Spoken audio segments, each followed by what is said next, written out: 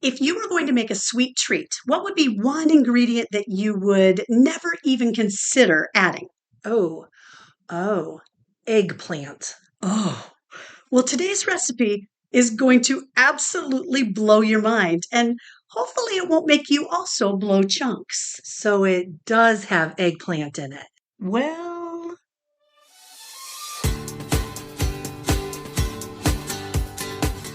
welcome to Mom's Wooden Spoon. Get your apron on and your fanny flicker ready as we cook up some nostalgia. Ooh, yummy.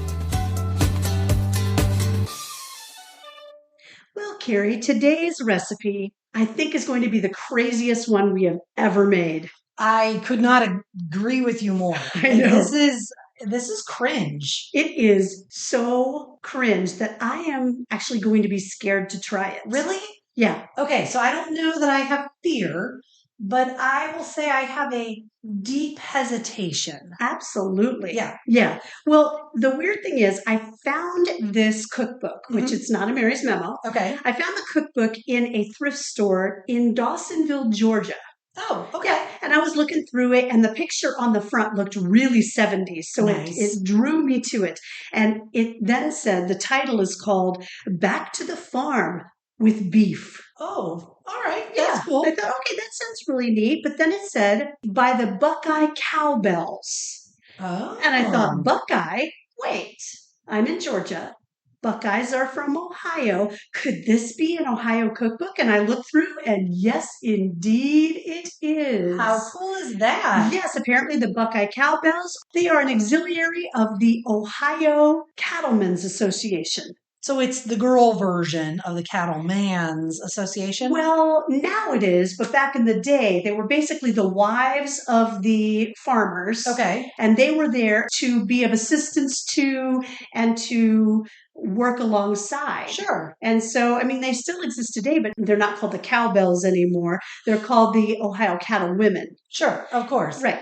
Well, I feel like I am really well prepared for today's recipe then because I went to a rodeo last night. Oh, how perfect. Yes, and so I feel like I have just been one with cattlemen and women. I think you have. Yeah. Yes. Did you eat anything that was beefy?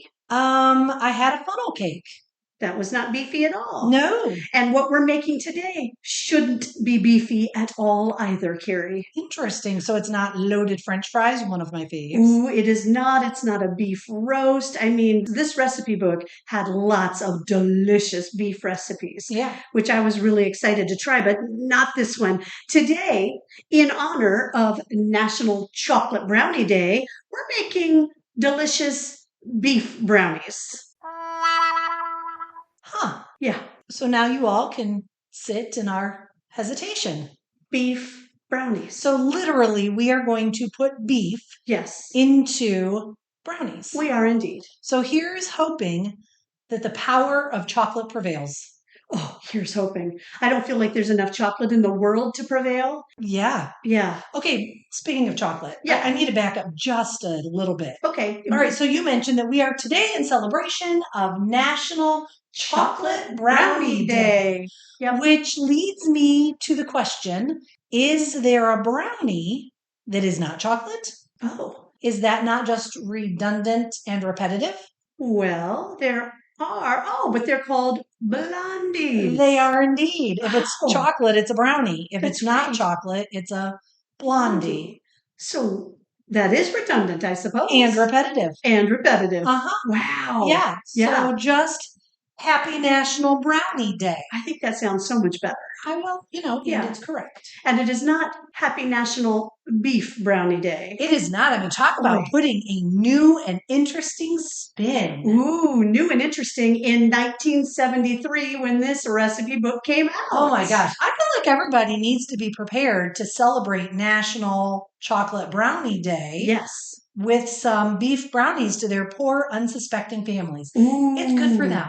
We're going to up the protein. I agree, right? And in celebration of Carrie's birth year, oh my gosh, this could just be a special, special treat. For sure. For sure. And I'll tell you what, though, I would way, way rather eat these chocolate beef brownies than I would some of the other beef confections that they had in this book. So there were more than one beef-related dessert. There actually was an entire section. I mean, I'm curious how hard these auxiliary women had to work to come up with beef dessert. Or maybe it's a thing. I mean, maybe when you live on a ranch and that is what you do, you just come up with multiple ways to utilize your cash crop. That's true. I don't know. Well, maybe. Now, these sound really, really more scary than beef brownies, right? So we went with the lesser of the evils. Oh, we certainly did. Okay. So one was beef sugar plums. Sounds just like something's going to get stuck in your teeth. I would not have visions of sugar plums dancing in my head if they really were made of beef all the time. I mean, that could be like a beef sugar plum mosh pit. Ooh. Yeah. Yeah, no. Ugh. So the beef sugar plums had an entire cup of ground cooked beef in them. And then it's like all kind of mashed together with graham cracker crumbs. So it's not really cooked. It's the mouth feel. Oh, yeah. I think really is what kind of runs into problems. Yeah, they actually did not recommend using ground beef, which I just naturally assumed ground beef brownies would be ground beef, like hamburger, right? Yeah, I mean, it certainly says that you want ground beef. Right, ground cooked beef. Yeah. But then, as I read a little further, it actually said that it works best with leftover roast. Okay. Right. So what I did in my fear of eating these beef brownies, I did a little bit of research on the best roast to use when you don't want any fat in it, because God forbid we bite into a big piece of brownie and you get a lump of fat and gristle, right? Right. And then I also found which roast tastes the least like beef.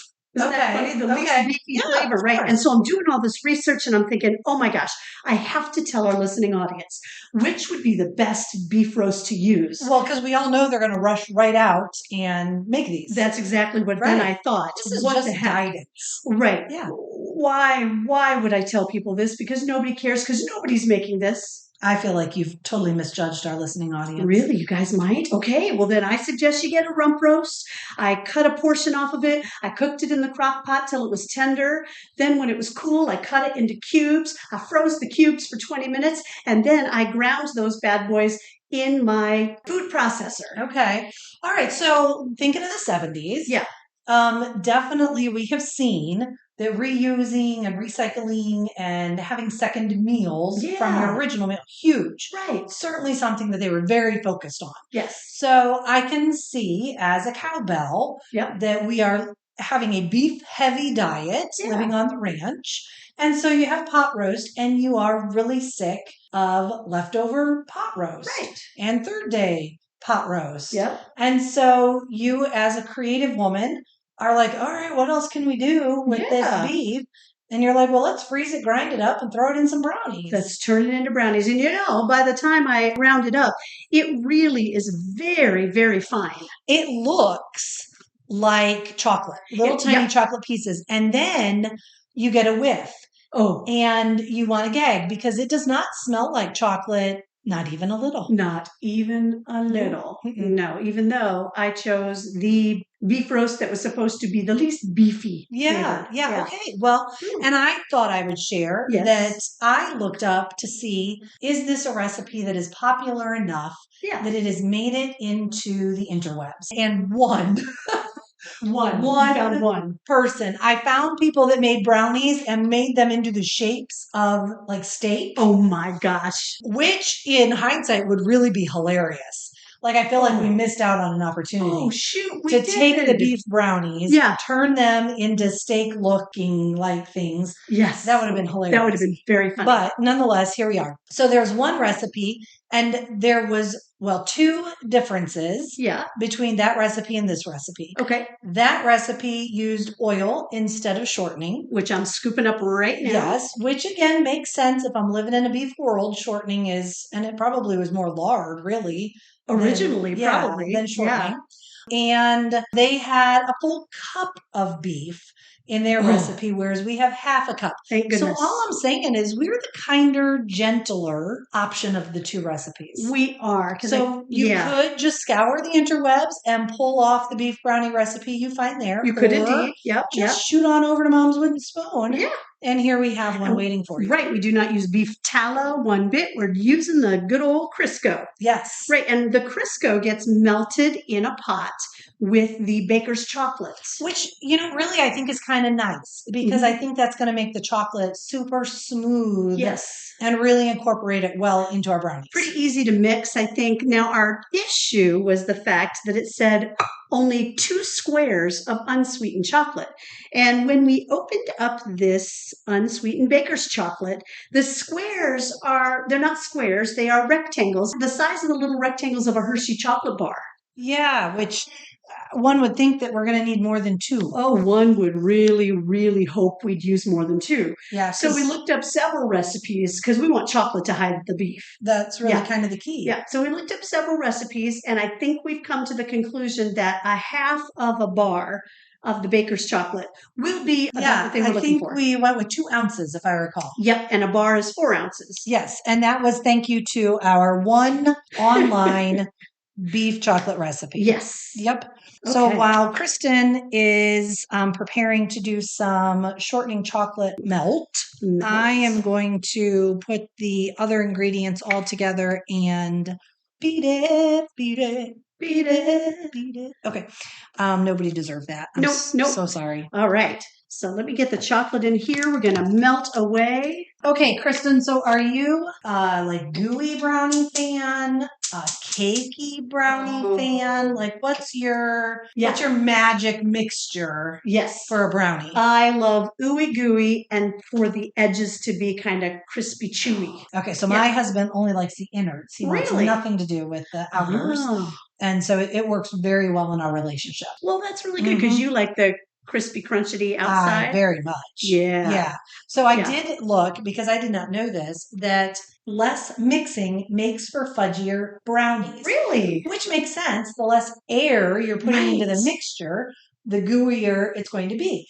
And then it also gave another little tip. If you melt the butter, instead of using softened butter, that the interweb said that the magic of butter is when it melts, as it kind of solidifies again, it's stickier than if you never melt it in the first place. Oh, wow. And so melting your butter makes for a fudgier brownie as well. Well, maybe melting this Crisco together with the chocolate will make a nice fudgy brownie. Yes, I think just automatically using real baker's chocolate versus cocoa or the mix or anything like that is automatically going to make them fudgier. Well, maybe these actually will be delicious. Yeah, it just comes down to the mouthfeel, the texture of that beef. Yeah, what is that going to be like? I tried to blend it really, really fine, so maybe we wouldn't notice it. Plus, it does have chopped nuts. We're going to be putting in chopped pecans, so maybe that will hide.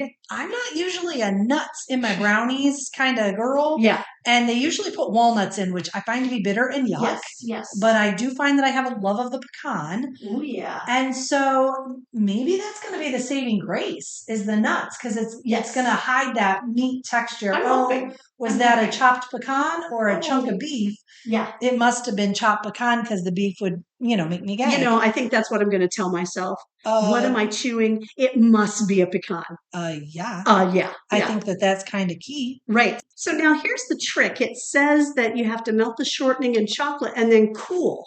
Very much. Yeah, because we don't want it cooking the eggs. That would be So that might take a while. So I'm going to put that to the side and let that cool a little bit. Okay. And that kind of puts a halt on everything else here. Oh, but not my talking. No. Never Carrie's talking. No. You guys would probably not find it hard to believe that we called Carrie Motormouth when she was a kid. I feel like this conversation has taken a turn that I'm not comfortable with. Oh, I'm quite comfortable with it. I'm okay. Is anybody interested in learning about the history of the brownie? I always think it's interesting. How old are these foods? Like, are they something that people have been eating were they cooked over an open fire? Right.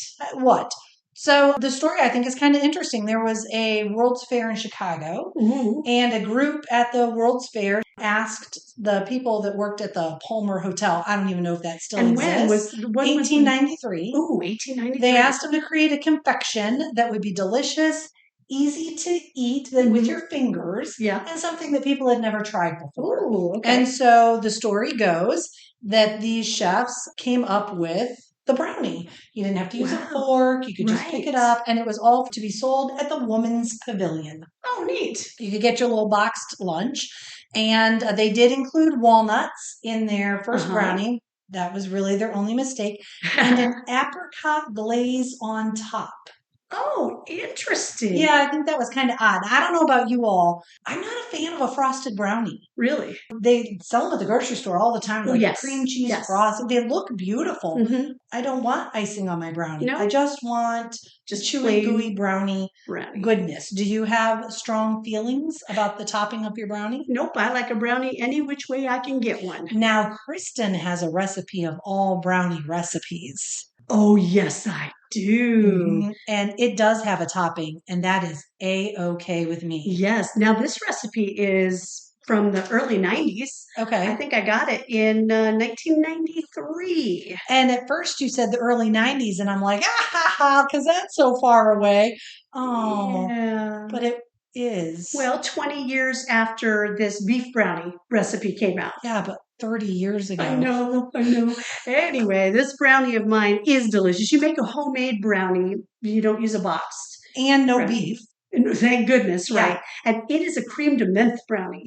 So it not only has the brownie, but then it has a layer of cream de menthe frosting. And then on top of that, it has a chocolate ganache.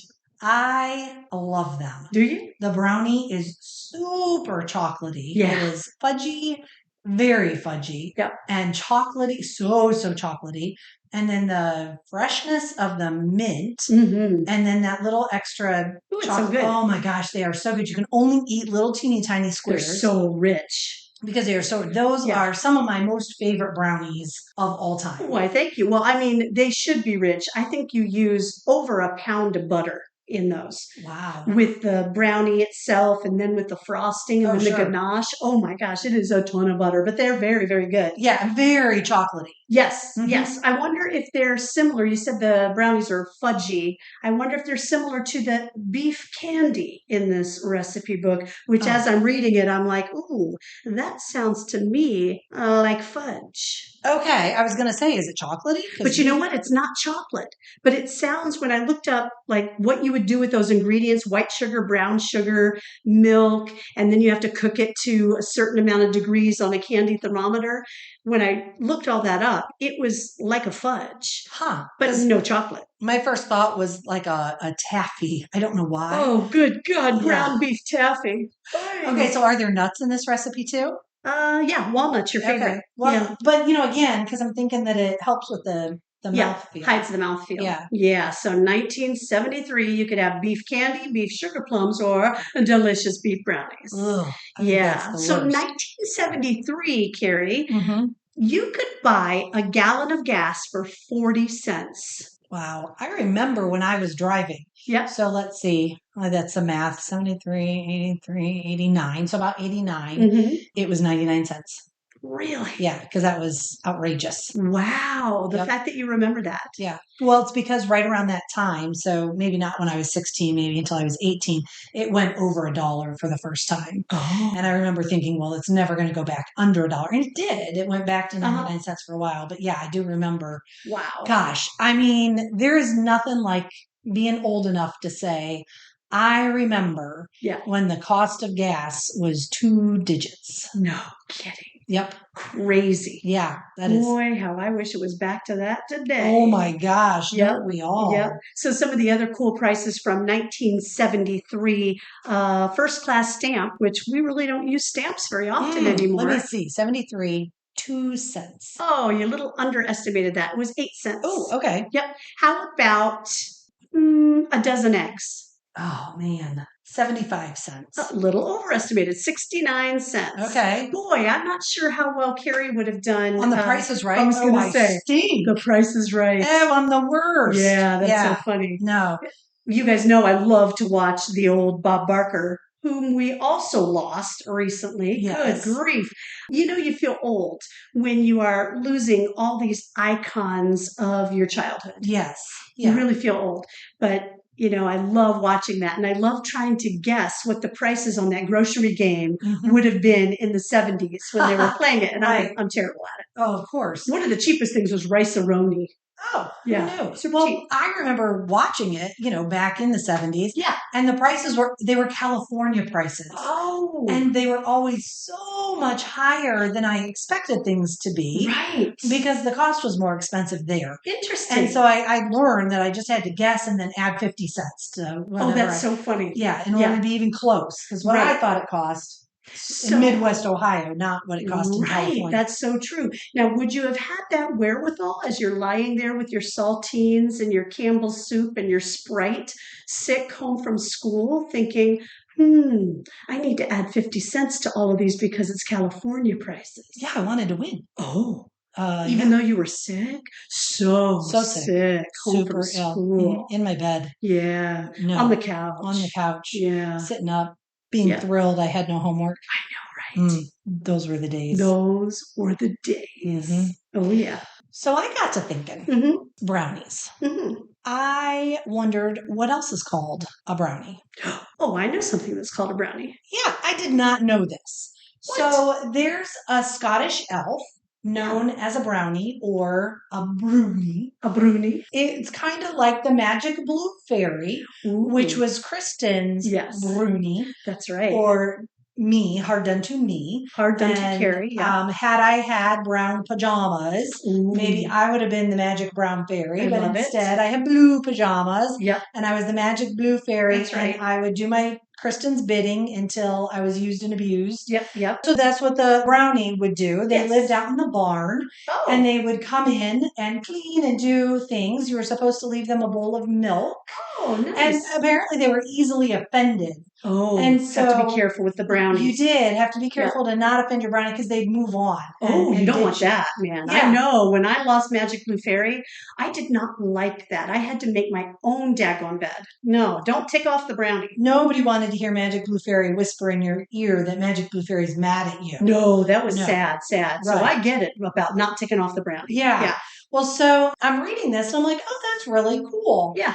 And then it dawned on me, and nobody wants to be today's year old when they learn something that they should have known for decades. Right. But I was. I'm a huge Cleveland Browns fan. You are. So the Cleveland Browns were named after Paul Brown. We all call them brownies, but why not? That's a fun way to say brownie. Yeah. But in the last couple of years, they've been bringing back their original logo, which is a little elf. And I thought that was so odd. Is it an homage to Keebler?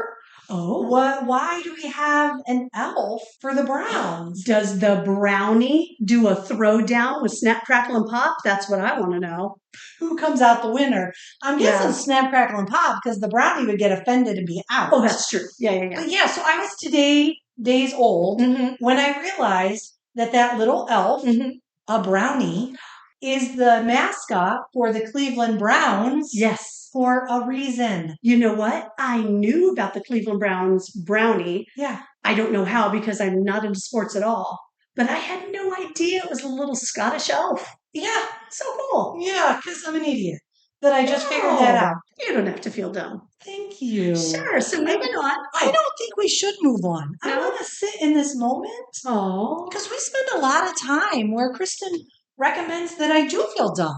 As a matter of fact, she laughs and points, and I think she says the words, "You're so dumb," over and over and over.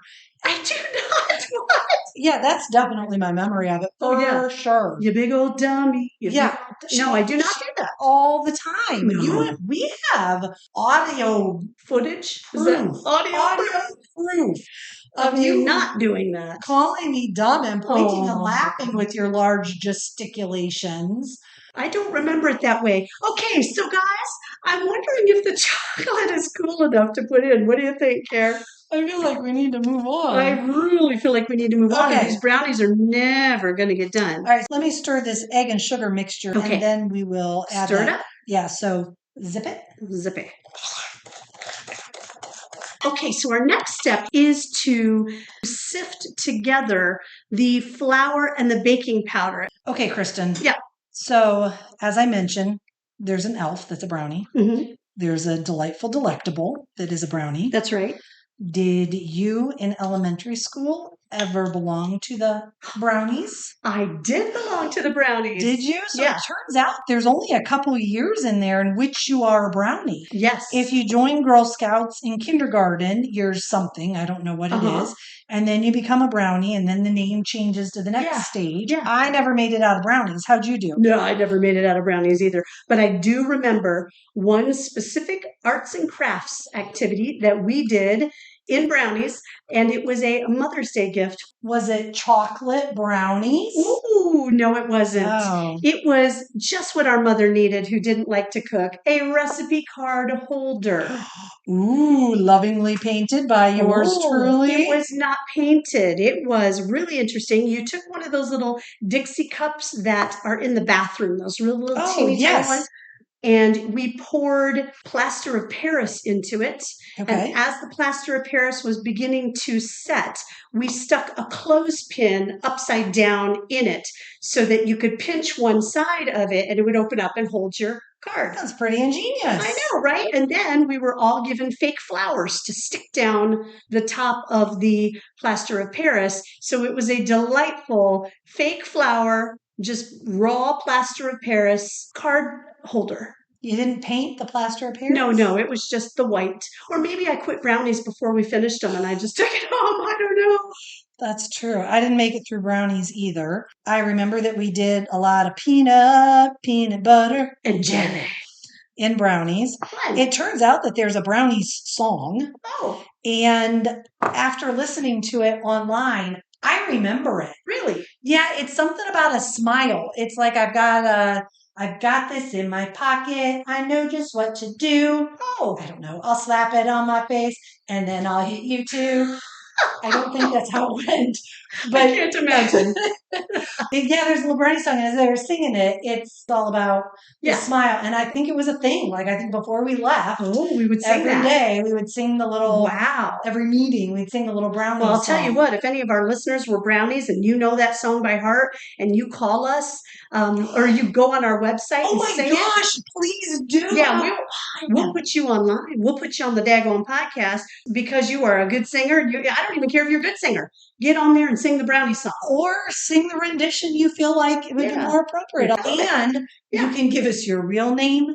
You can give us the name of your nemesis. Oh, yeah. You can give us just a totally fake name. It doesn't matter. No, because we don't know. No. You can give us no name at all.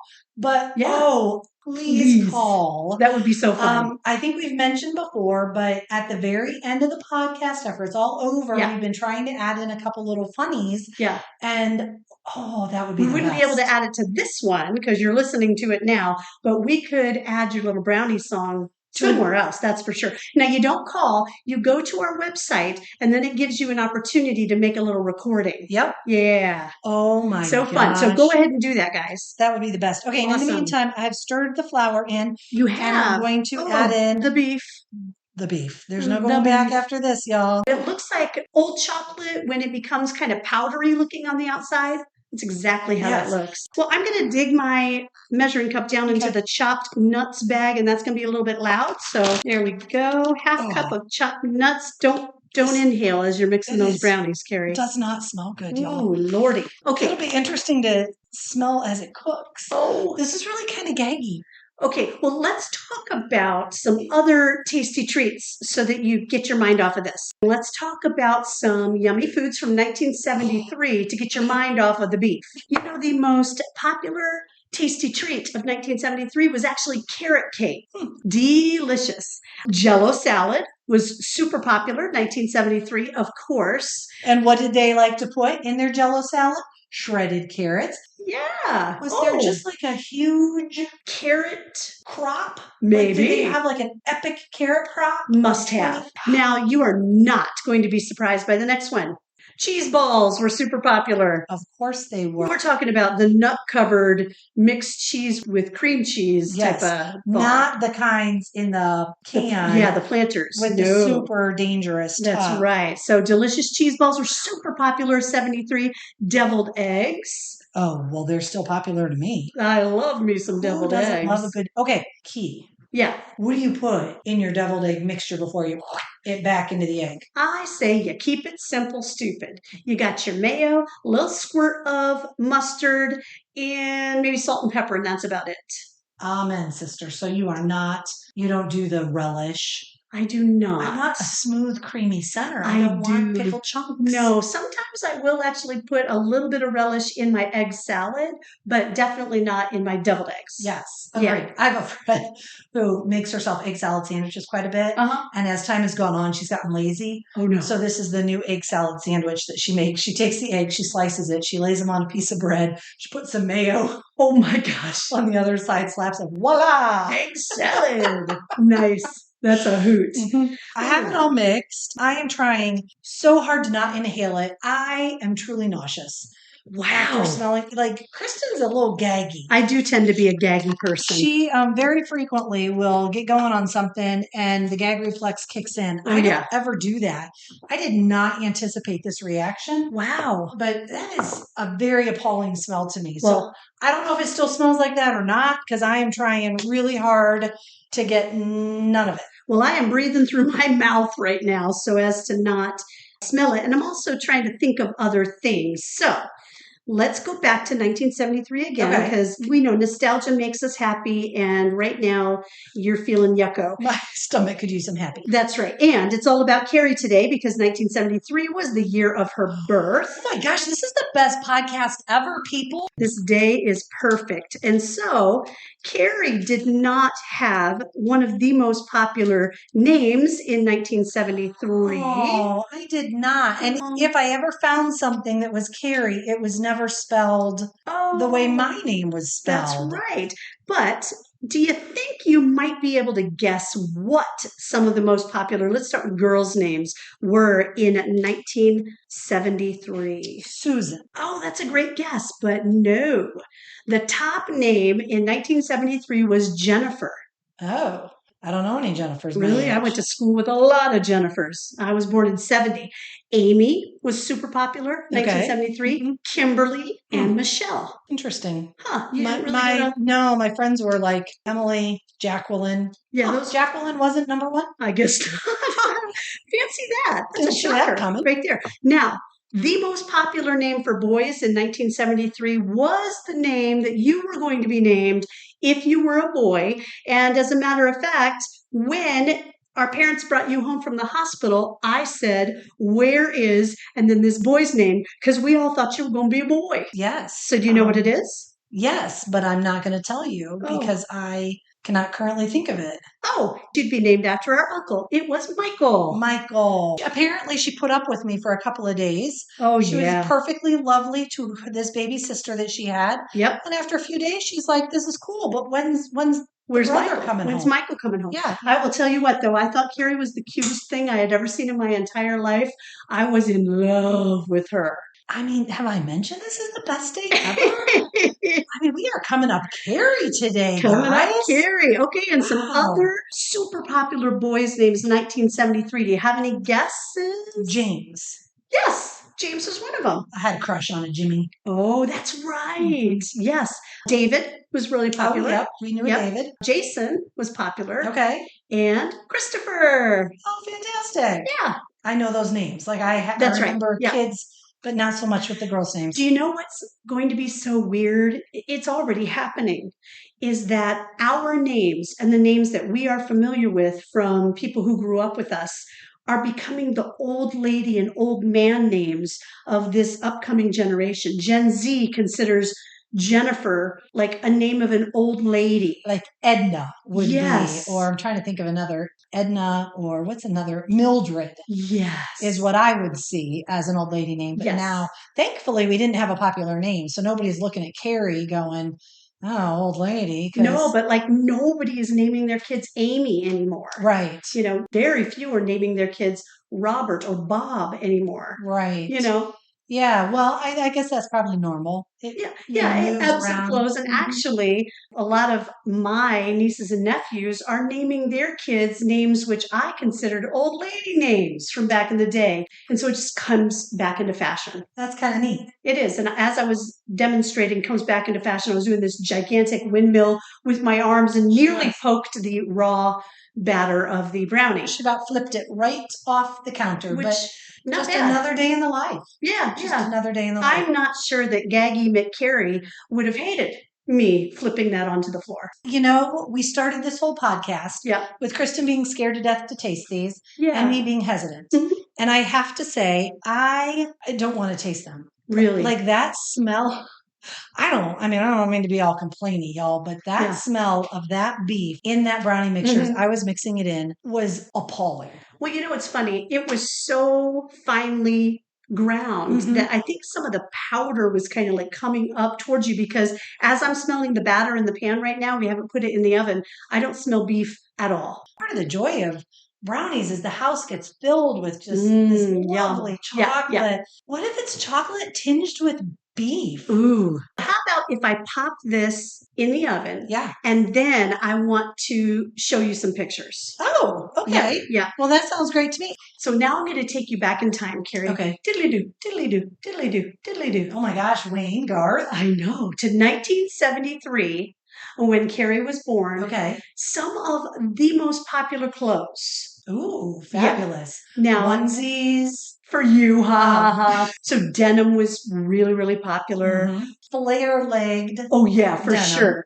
A lot of patchwork prints. Oh, yes. Of course. Platform shoes. And, of course, hush puppies. Oh my gosh. Like the saddle shoe hush puppy or just the brand? No, I think just the brand. Okay. Hush puppies. So I was home in Ohio this past summer, and I went to a garage sale, and there was this lovely family who were selling a lot of things, but they had this whole pile of Simplicity fashion news. And as I'm looking through them, they're from the 70s and early 80s. Super, super exciting. So I actually have one from 1973. Oh, no way. Yes. And so I bought this from the daughter of a woman who was named Virginia. Okay. And the daughter told me that there were several daughters in this family, and the mom made all their clothes. Wow. And so I'm going to show you some pictures, and I want you to see how delightful these would have been as children. It says, be a doll, wear a smock on top. Yeah, she kind of looks like a nurse. Yes, it almost looks like it's a scrub top, doesn't it? That buttons up the top. It is. It's fugly, y'all. It is interesting. Although that one on the next page, it's a dress with this little like baby doll top over. It's kind of cute in a totally, creepy 70s It's way. kind of, that's probably why they say be a doll. It kind of looks like a baby doll. Very much. Thing. Yep. With the matching tights and the platform shoes. What I'm loving is the two different calico print items. The dress is one calico, and then the smock on the top is a different one. Oh, it's awesome. And now we'll go back to the very back where they have little children's dresses, which I would have been wearing in 1973. And they say fancy it up with daisy medallions and good old rickrack. Oh my gosh. Now that you said that, I have so many memories of Mom talking about rickrack. Rickrack.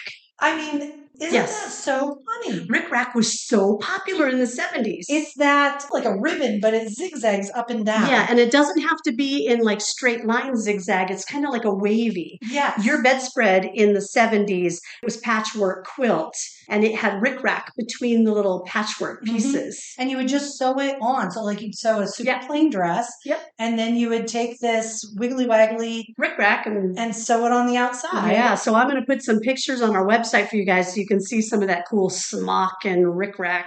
It looks really comfy. It does. It looks super cute. I wear it. I mean, I know 70s style is really coming back. Yeah. But some of those are cute. There's something about rickrack that just brings me back to my childhood. Just the name. Yep. Rickrack. I love it. It makes me think of later on when the game Racco came out. Ooh. We would call it Rick Racco. Rick Racco. Yeah. We did not, but I do think of getting rickrolled. But that's a new thing. That is. I Yeah. called it Rick Racco. Rick Racco? That's Yeah. weird, Carrie. I don't think anybody called it Rick Racco. It's a fun game. Well, Racco is fun, but nobody calls it Rick Racco. Not the general public, but I think I mean, we say the word adorps. That's which true. the rest of the world does not, because our mom misunderstood somebody, instead of saying it's adorable, it's adorbs. My mom misunderstood, thought it ended in a P instead of a B. Yep. And it's caught on, so We I always say say adorps. The That's rest true. of the world does not do that. That's true. No. Wow. Okay, so we still have almost all the time left on that brownie cooking. I'm like, has it been forever? It feels like it's been forever. We've been talking about Rick-a-Rack and Rick Rolls and Rick Racco, which I don't think is a real thing. Okay, so the fun of this podcast has officially ended. She could not make it all the way through the end. Older sister had to come out. You were so close, Kristen. Oh, I'm going to edit it all out. I'm going to edit all the negativity out because this is Carrie's special day. It's too late. Ruined. Dang it. All right. Well, when we get the brownies out of the oven, all positive, all fun, in celebration of Carrie's birth year. Yep. We'll see how long that lasts.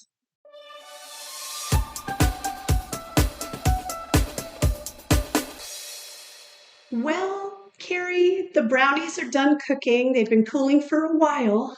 Yeah, I am really glad to have had this respite. Yes. The nausea is under control. Oh, good. I'm mentally kind of coming at this from a new perspective. Yeah. I'm ready. I'm making you go first and tasting these. Oh, of course. But I'm ready. Okay, well, thank you. Yeah. Honestly, in looking at it, they could be chocolatier.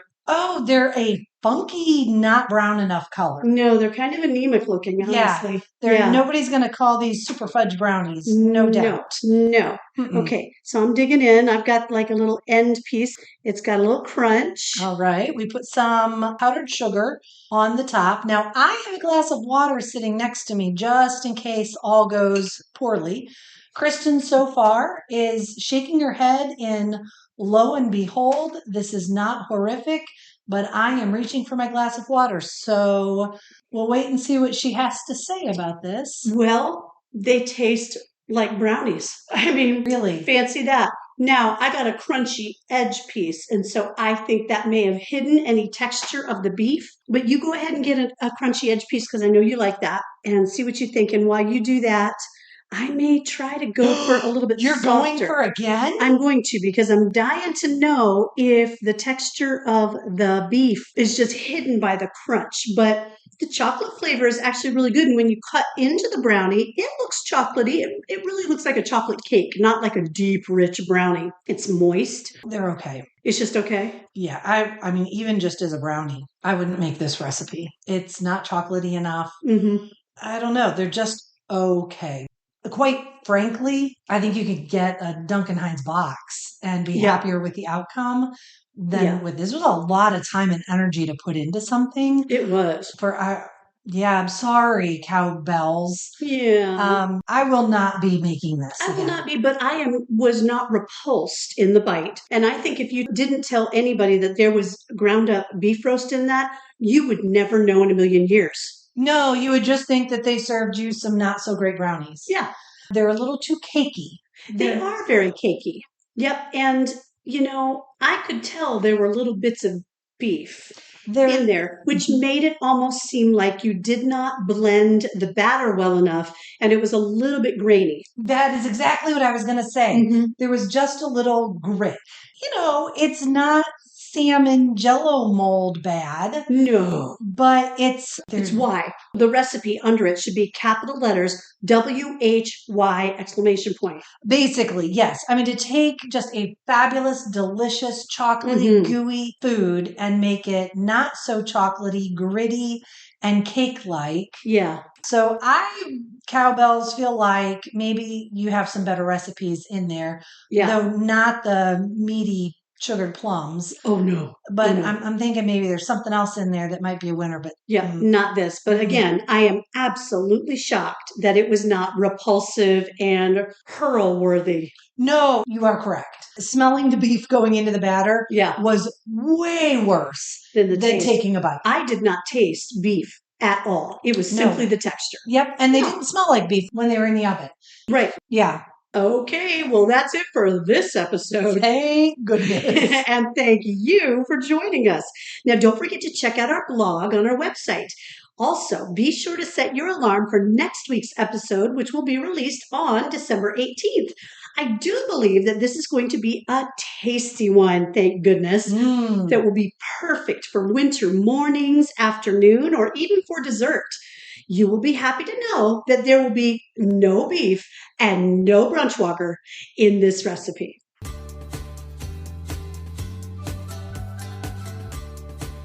Thanks for listening to Mom's Wooden Spoon. If you like what you heard, don't forget to subscribe. If you want a copy of this recipe or to check out our blog, click on the link to our website in the podcast description. If you'd rather, you could get to our website through Facebook, Twitter, or Instagram.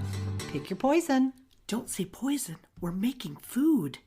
Never gonna give you up, Never gonna let you down. never gonna run around and desert you. Ooh, dessert.